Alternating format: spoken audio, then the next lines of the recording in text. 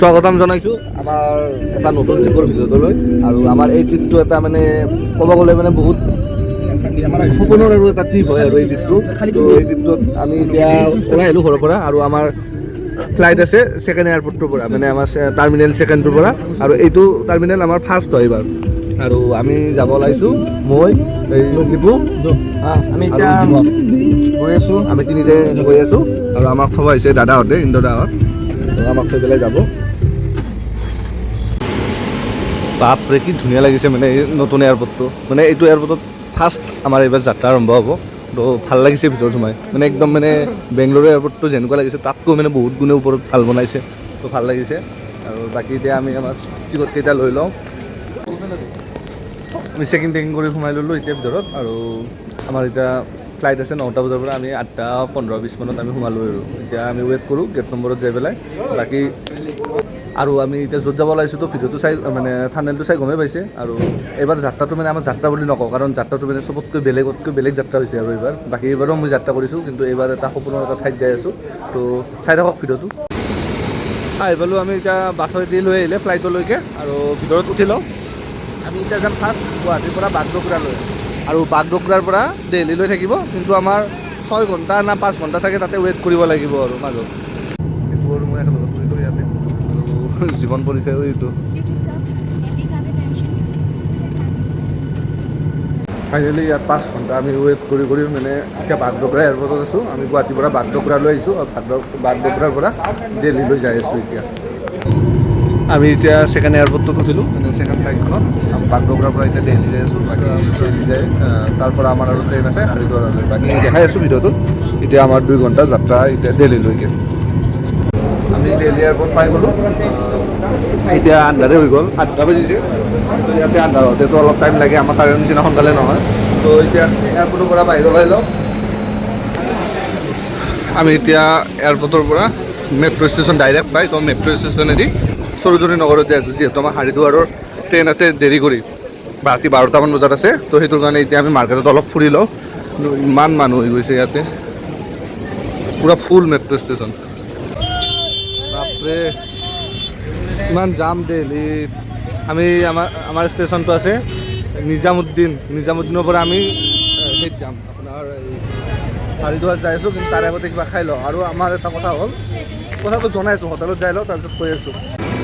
আমি এখন ভেজিটেৰিয়ান হোটেলত আহিছোঁ। ইয়াত মানে গোটেই ভেজ থালি আৰু চাহি পনীৰ ৰুটি গোটেইখিনি। আৰু আমাৰ ট্ৰেইন আছে যিহেতু 1 ঘণ্টামান পিছত, তো সেইকাৰণে আমি এতিয়া খানাখিনি খাই লওঁ। আৰু সেইটো কথাই ক'ব খুজিছিলোঁ যে মানে গোটেই আমাৰ ভেজ চলি আছে, চব পনীৰে খাই আছোঁ, পনীৰ চব্জি। আমি মানে যিহেতু বাবাৰ ওচৰত যাই আছোঁ, কেদাৰ বাবাৰ ওচৰত, সেইটো কাৰণে আমি চব ভেজ খাই আছোঁ। যেতিয়া আমি সেৱা চেৱা কৰি লওঁ তাৰপিছত আমি নন ভেজ আৰম্ভ কৰি দিওঁ। তাত খাই আহিলোঁ। আৰু ইয়াতে আছে ট্ৰেইন ষ্টেচনটো। আৰু ইয়াতে মানে জীৱনহঁতে মানে মানা নাই, আৰু ইহঁতে মানে নন ভেজ চব খাই আছে, আৰু ভেজ নন ভেজ মানে কণী চিকেন খাই আছে। কিন্তু মই খোৱা নাই, মই মানে পূৰা নৰ্মেলতে আছোঁ, ভেজ খাই আছোঁ। তো মইতো দিনে ৰাতি মাছ মাংস খায়ে থাকোঁ, মানে ইমানেই ভাল পাওঁ মাংস। কিন্তু মানে সেই মানুহজনে মানে বাবাৰ কাৰণে মানে বহুত কণ্ট্ৰল কৰিছোঁ। বাবাক দৰ্শন কৰিহে মই নন ভেজ খাম। তো সেইটো কাৰণে এই 2 দিন মই ভেজিটেৰিয়ান হৈ থাকিম, যি আছে চব ভেজ খাম।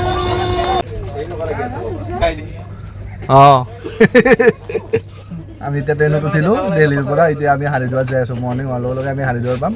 বাকী আমাৰ হৰিদ্বাৰৰ পৰা আৰু আমাৰ তাৰ পৰা গাড়ী লৈ যাব লাগিব, আমাৰ চব ঘূৰাব লাগিব। এতিয়া ইহঁত দুটাই বিচনা পূৰা ৰেডি কৰি আছে। আমিও এতিয়া দিল্লীতে খাই লৈ ট্ৰেইনত উঠিলোঁ। নেক্সট কালি মৰ্ণিং লগ পাই আছোঁ ট্ৰেইনৰ পৰা নামি।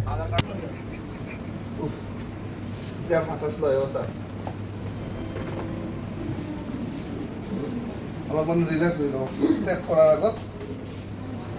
বডিটো ৰিলেক্স কৰি ভাল লাগে। এতিয়া নিপুই লৈ আছে, আমি ল'লোঁ জীৱনৰ মানে বহুতখিনি মানে বডিটো ৰিলেক্স পোৱা যায়। আৰু আমি যিহেতু ইমান ডাঙৰ ট্ৰেক কৰিম কালিৰ পৰা, সেইটো কাৰণে আমাৰ বডিটো পূৰা ৰিলেক্স কৰি লৈ ল'লোঁ এতিয়া। আৰু আমি এতিয়া ৱেটিং এৰিয়া ৰুমত আছোঁ। আৰু ইয়াতে অলপমান ৰেষ্ট লৈ লওঁ, কাৰণ ভালকৈ পোহৰ হোৱাই নাই। এতিয়া নিপুই কৰি আছে, লৈ লওঁ। নিপু কেনে লাগছে ফিলটো অলপ লাহে লাহে? আমি এতিয়া হৰিদ্বাৰ ট্ৰেইন ষ্টেচনৰ পৰা ওলাই দিলোঁ, মানে আমি তাতে ফ্ৰেছ হৈ ল'লোঁ।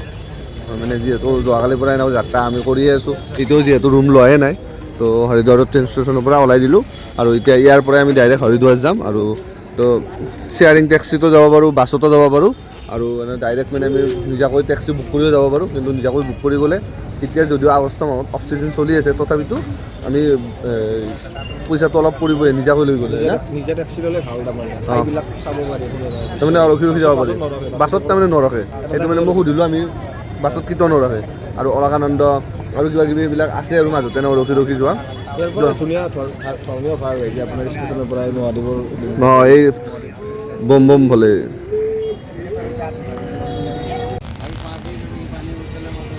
এই ফটো লিখা জাষ্ট আৰু ষ্টেচনৰ বাহিৰত এনেকুৱা বহুত ট্ৰেভেল এজেঞ্চি টাইপৰ মানে থাকিব আৰু মানে ইয়াৰ পৰা মানে গাড়ী বাছ বাইক কাৰ চব মানে ইয়াৰ পৰা মানে পঠাই দিয়ে আৰু ডাইৰেক্ট চনপৰালৈকে আমি এখন ফাইনেলি মানে চুইফ্ট ডিজায়াৰ এখন বুক কৰি ল'লোঁ মানে ইয়াত বহুত গাড়ীৰ বহুত বেলেগ বেলেগ ধৰণৰ ৰেট থাকে তো মানে সেইটো আপোনালোকৰ হিচাপত মানে নিজে ডিচাইড কৰি ল'ব কাৰণ চববিলাকৰে আৰু ৰেটবিলাক বেলেগ থাকে এতিয়া অফ চিজনটো আমি অলপ কমত পাইছোঁ আৰু ৰেটটো ইয়াত জনাই নিদিওঁ কাৰণ মানে ইয়াত মানে ৰেটটো কোৱা এলাও নাই সিহঁতে মানে কৈছে আৰু মানা কৰিছে ৰেটটো ক'বলৈ তো সেইটো কাৰণে ৰেটটো জনাই নিদিওঁ আপোনালোকে গম পাব জুন জুলাই আগষ্ট মাহত মানে বহুত কমত পোৱা যায় আৰু বাকীকেইটা মাহতকৈ আৰু এতিয়া আমাৰ ফাইনেলি যাত্ৰাটো আৰম্ভ কৰোঁ ইয়াৰ পৰা 6-7 ঘণ্টামানৰ ভিতৰত আমি পাই যাম চনপৰাত তো এতিয়া আমাৰ যাত্ৰাটোৰ কাৰণে জয় শ্ৰী কেদাৰ নিপু মহাদেৱ পুৱাৰ পৰা যিহেতু একো খোৱা নাই এতিয়া খাই লওঁ আমি হোটেল ইয়াত বহুত আছে অলপমান আহি গ'লোঁ 8টা বাজিলে তো এতিয়া আমি আগতে খাই লওঁ তাৰপিছত যাম আৰু এই দুটা নদী লগ হৈছিলে মানে এটা হ'ল অলকানন্দা আৰু এটা হ'ল ভাগীৰথী অ' মাই গড দেখি ইমান ভাল লাগিছে বাপৰে বহুত ৰ'দ দিছে তথাপিতো দুটামান ফটো উঠি ল'লোঁ মানে থাকিব নোৱাৰি গৰমটো বহুত লাগি গৈছে ৰ'দত তো এতিয়া আৰু আগলৈকে যাওঁ আৰু ইয়াৰ পৰা 140-42 কিলোমিটাৰমান হ'ব তো তাকে লৈকে যাই থাকোঁ আৰু বেছি লেট নকৰোঁ এতিয়া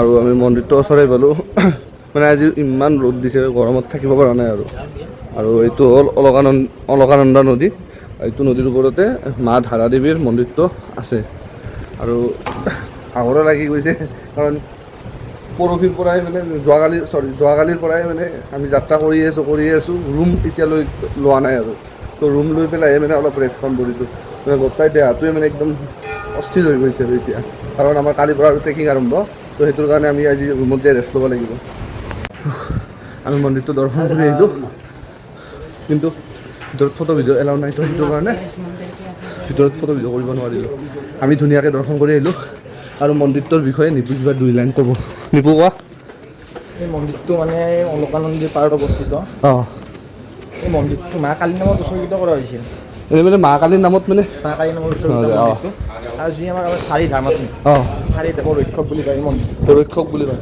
4 ধামৰ ৰক্ষক আৰু এই যিটো মন্দিৰৰ মূৰ্তি আছে দিনটোত 3বাৰ নিজৰ মুখখন সলনি কৰে হয় নেকি ৰাতিপুৱা কন্যা দুপৰীয়া জীয়ৰী আৰু গধূলি বৃদ্ধ অৱস্থা আচ্ছা 3বাৰ মুখমণ্ডল মানে সলনি কৰে আৰু 2013 চনত যিটো মানে ভয়ানক বান ডাঙৰ বিস্ফোৰণ হৈছিল এই মন্দিৰটো জলবিচ্ছিন্ন মানে হেৰি হৈছে ভাই গৈছিল আৰু কিবা এটা মানে বিশেষ ইমান চোৱা নাই সেই আকৌ পুনৰ নিৰ্মাণ কৰা হৈছিল কিবা এটা বিশ্বাস আছে মানে এই মন্দিৰটোৰ ওপৰত বহুত মানে ৰক্ষক হিচাপে বিশ্বাস আছে এই 4 ধামৰ ৰক্ষক বা ধাৰী দেৱী এইখিনিয়ে আছিলে মন্দিৰটোৰ বিষয়ে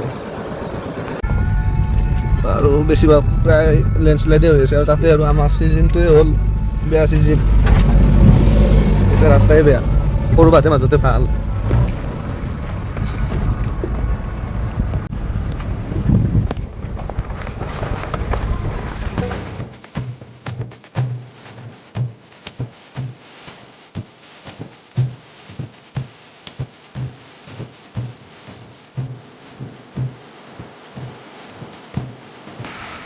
আমি আহি পালোঁ এতিয়া চনপ্ৰয়াত আৰু চনপ্ৰয়াত আমাক নামাই দি দাদাটো গুচি গ'ল এতিয়া আমি ৰুম চাওঁ ইয়াত বহুত ৰুম আছে এভেইলেবল ৰুম আছে তো ৰুমকেইটা আমি বিচাৰি লওঁ আমি আহি পালোঁ এতিয়া ৰুম আৰু এই হ'ল চনপ্ৰয়াগ আৰু ইয়াত বহুত এভেইলেবল ৰুম আছে তো মানে আমি অফ ছিজনত আহিছোঁ তো সেইটো কাৰণে আৰু অলপ কমত পাইছোঁ ছিজনত আৰু হয়তো দামবিলাক বেছি বাঢ়ে আৰু আমাৰ ৰুমটো আছিলে এইটোৱে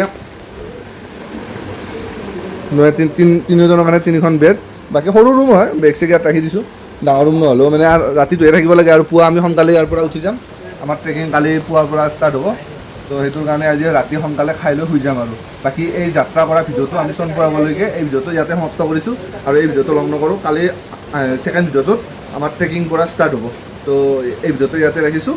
থেংক ইউ।